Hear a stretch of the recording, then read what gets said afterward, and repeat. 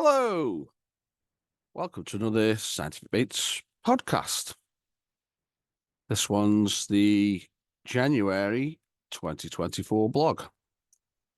And what I'll say right at the start of this one is that it's not going to be strictly related to carp fishing or fishing, to be quite honest with you. So there you go. That's my get out of jail clause, if you like, for anyone who listening in, expecting me to be just chatting about fishing. I won't be this time.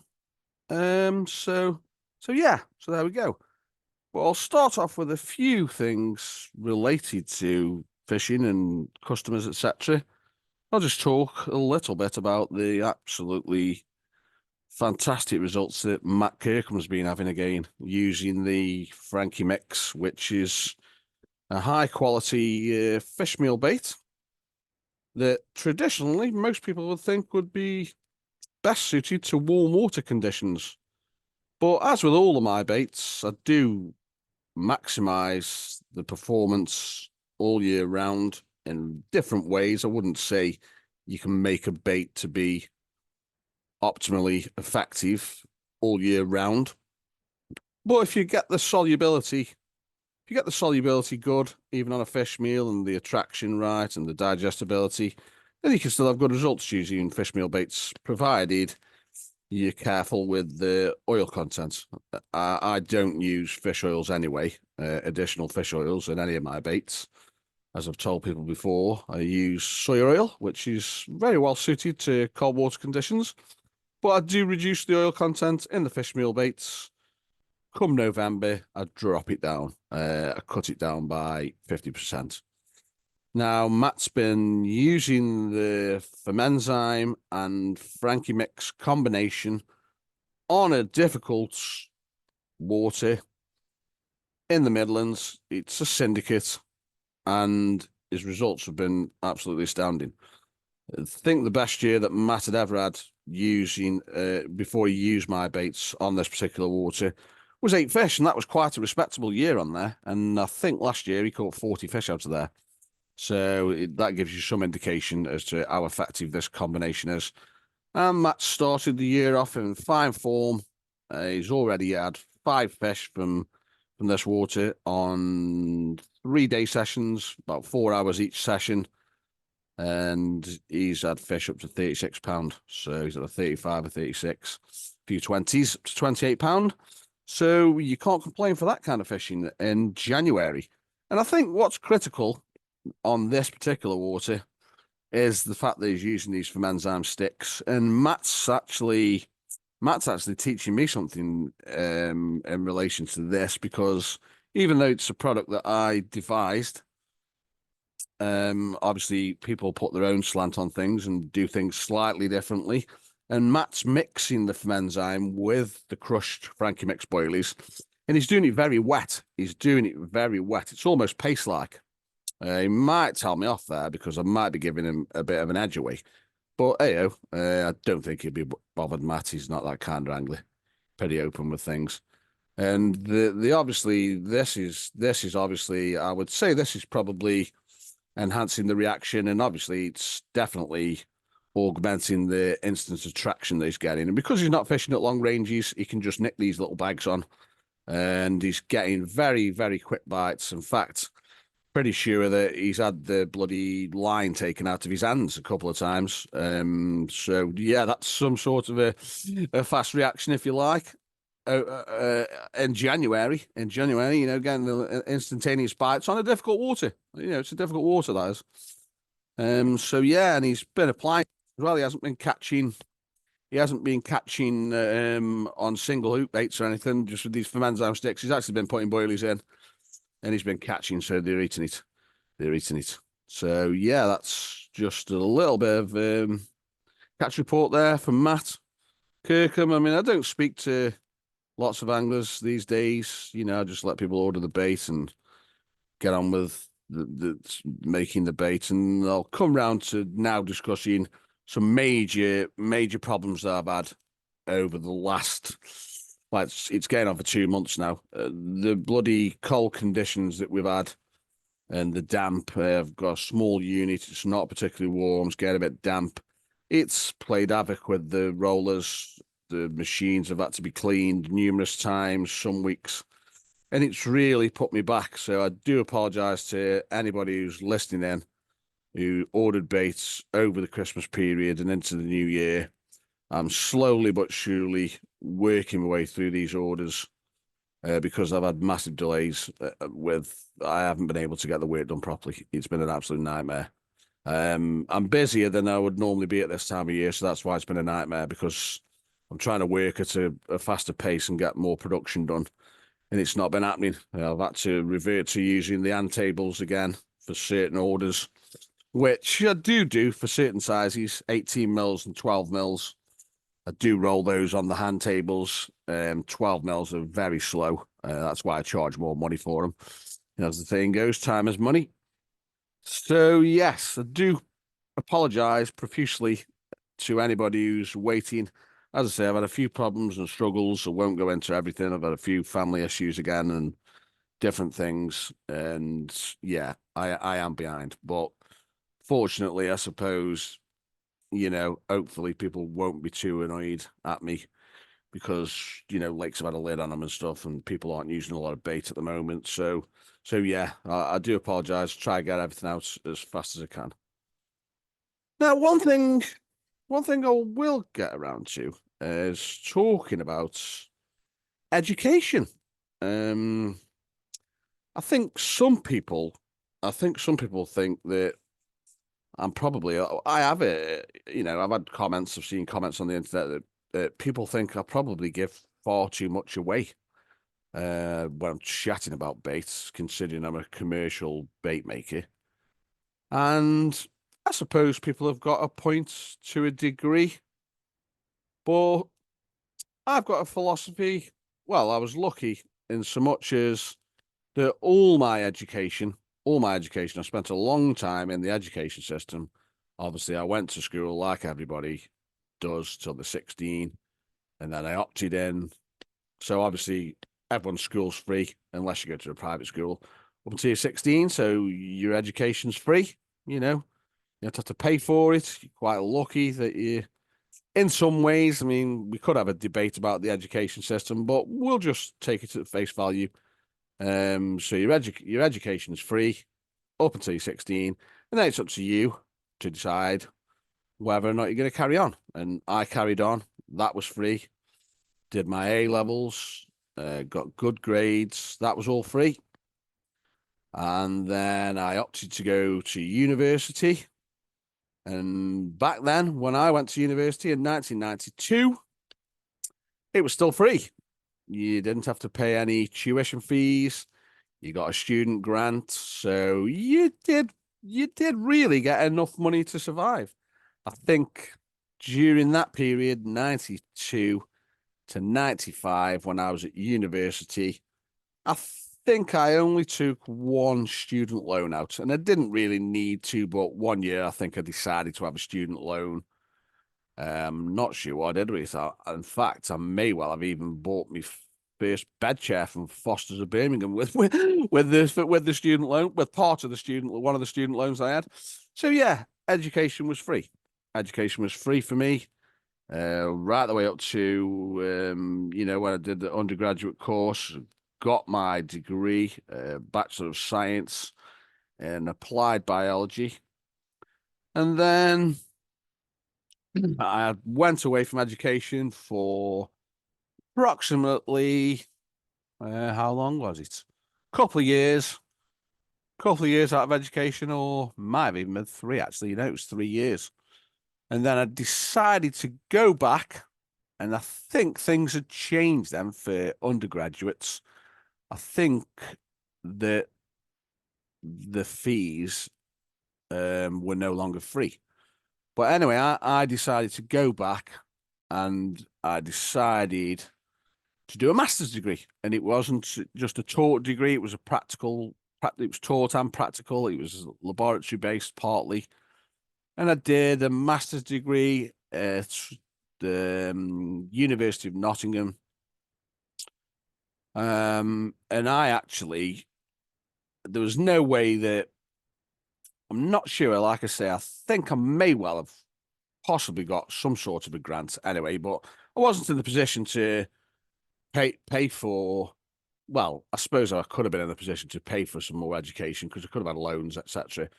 But I was lucky that I applied for this course, and there were a few scholarships available from an institution called the BBSRC. So I went for this, I went for the interview, got offered the place, and I also got the scholarship from the BBSRC, and it was actually extremely good. All the course fees were paid, so not sure how much they'd have been. There'd have probably been a few £1,000s, maybe a bit more for a master's degree, lab based. And I also got a £10,000 scholarship for living expenses. And in 1998, that was pretty good. I certainly was not short of money. So most people who think that students are always skint, I certainly wasn't skint for that year when I did the master's degree. I'd got £10,000 for doing it, and I lived like a king, to be quite honest with you. I went to the pub quite often. I had plenty of decent food, and yeah, it was a good year. That it was a good year. Um, so yeah, and as I say, I don't mind giving things away. But they say that all knowledge is hard earned, and some of it is. Some of it is hard earned, but there's a saying that goes to keep something, you've got to give it away.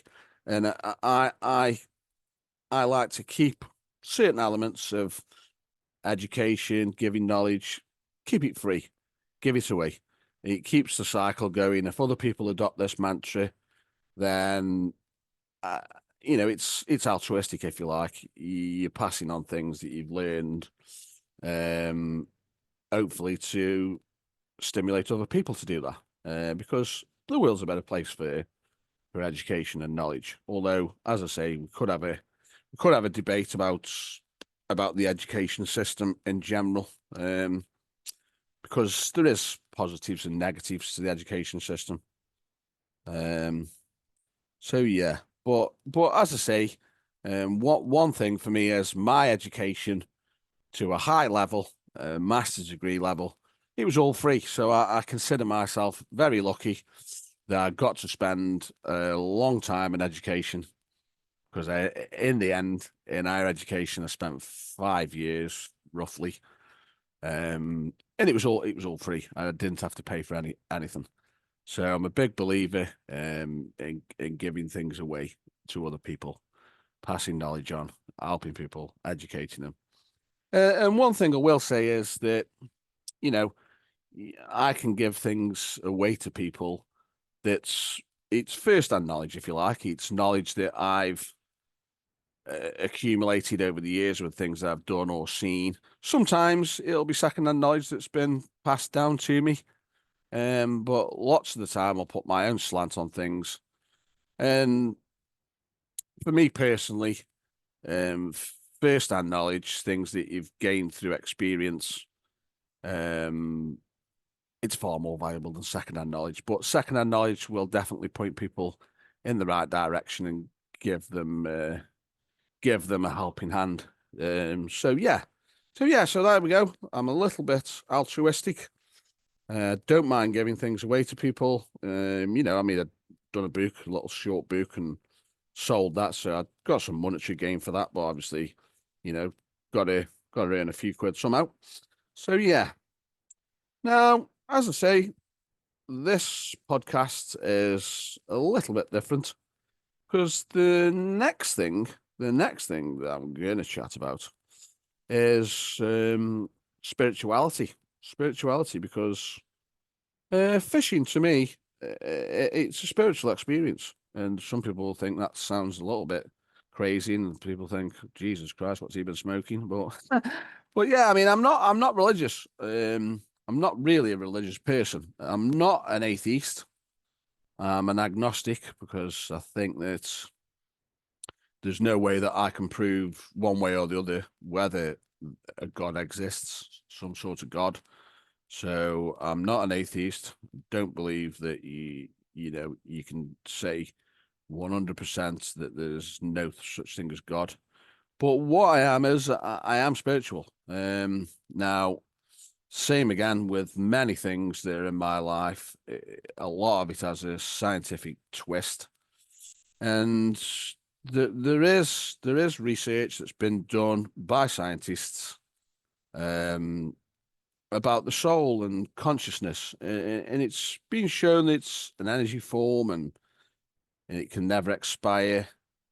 And there's a very good page on YouTube by an organization called the Essentia Foundation, and there are varied topics on there, but lots of it looks at this consciousness, the soul, etc. And it's quite interesting because it's often interviews with bona fide scientists who've done research into these phenomena, and I do find it very interesting because, as I say, I'm fairly spiritual in certain aspects of my life, and to me, carp fishing is a spiritual.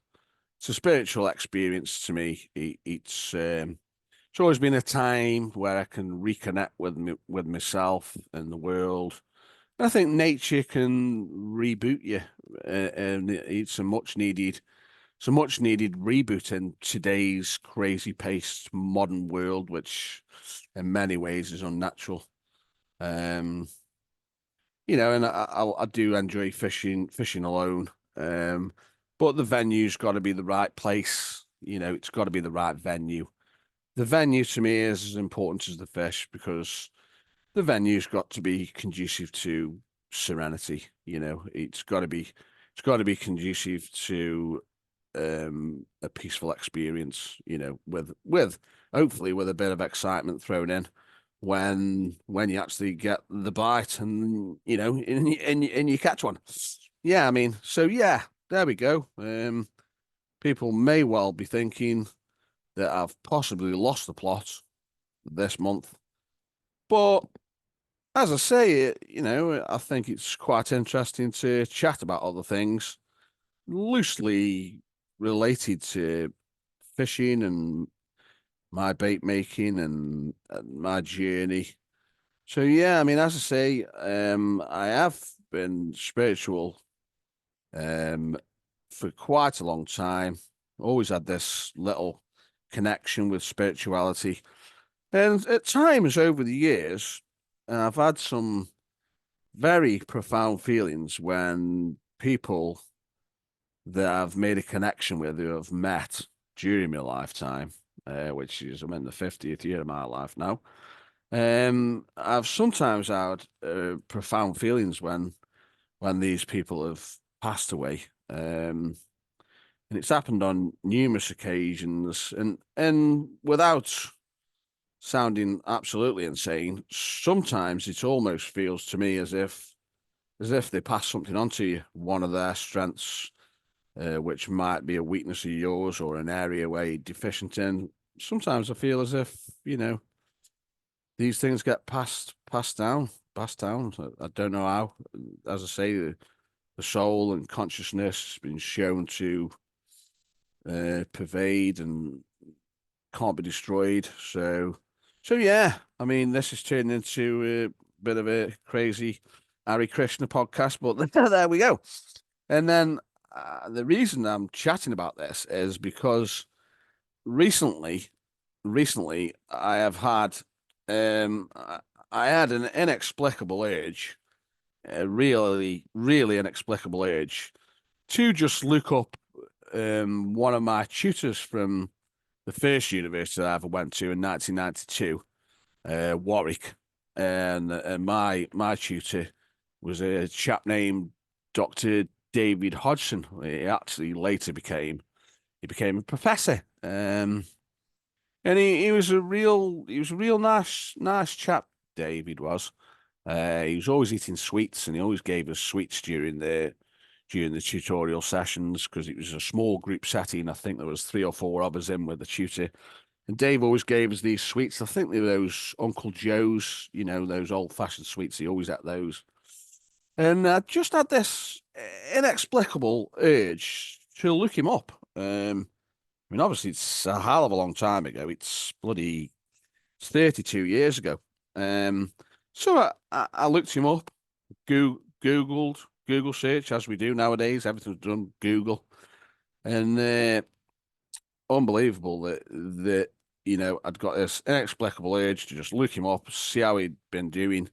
I knew he'd be old now, possibly retired, but maybe not. And I just found out straight away that he passed away. He passed away on December the 29th last year.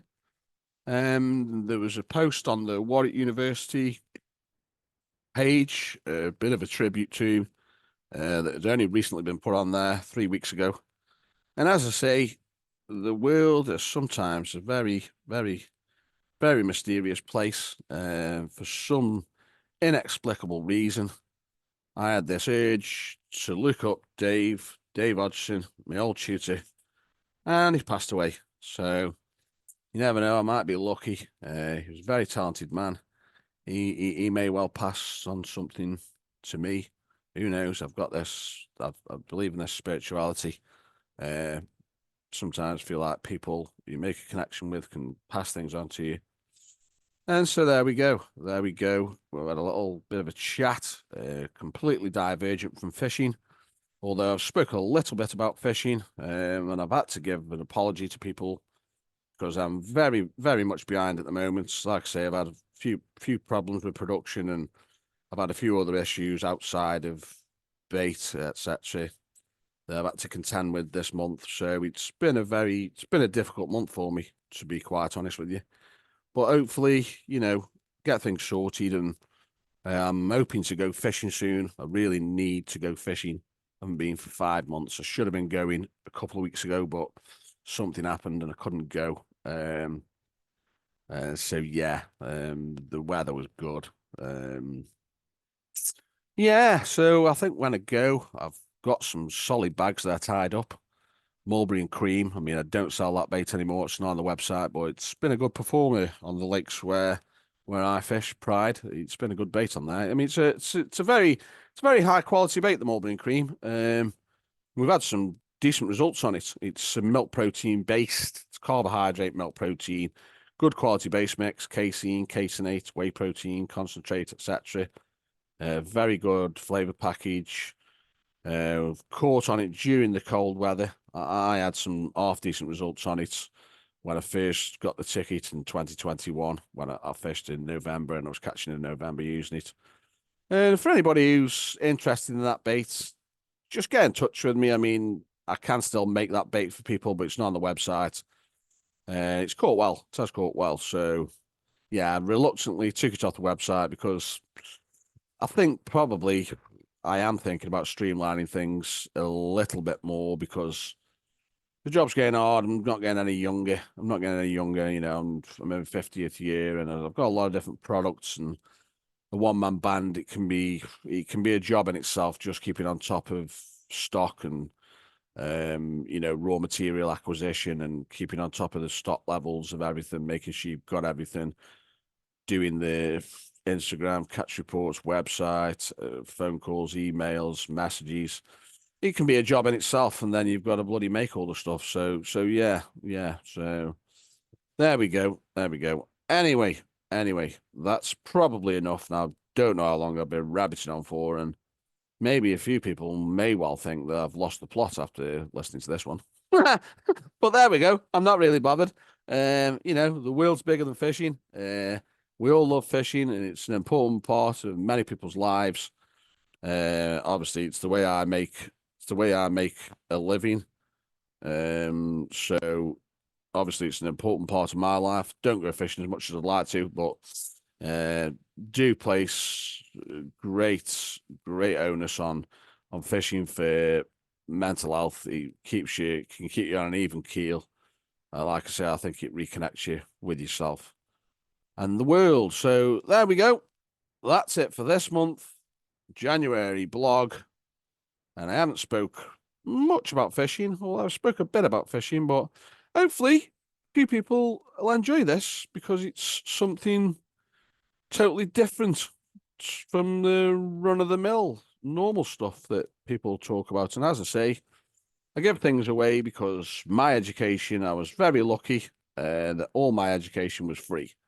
And things were a little bit different back in the days when I went to university. You know, it was there was less people that went to universities. And possibly, I mean, people may think I'm a little bit biased and elitist, but I would say that it was more difficult to get into university back then, particularly, um, the good universities, because education has become somewhat of a business now. And I think from a political point of view, education, it keeps the unemployment figures down. I don't think it's necessarily always the best route for people to go along these days. I mean, the advent of the internet's changed the world. And I'll be honest with you, many of the scientific papers that I've got access to over the years in my quest for the ultimate bait, often I've got these for free on the internet, these scientific papers. It's very rare that I've ever got information that I've had to pay for, because you can find an awful lot out on the internet for free these days. There is certain journals and stuff that you do have to pay for, but quite often you can normally find them somewhere else for free. So anybody who's got the inclination to do research or wants to find out more about anything I speak about, quite often you'll find a lot out on the internet, but with regard to bait, nothing beats first-hand experience, doing it yourself, going out catching the fish. It's always a good starting point, something that you might find out, education.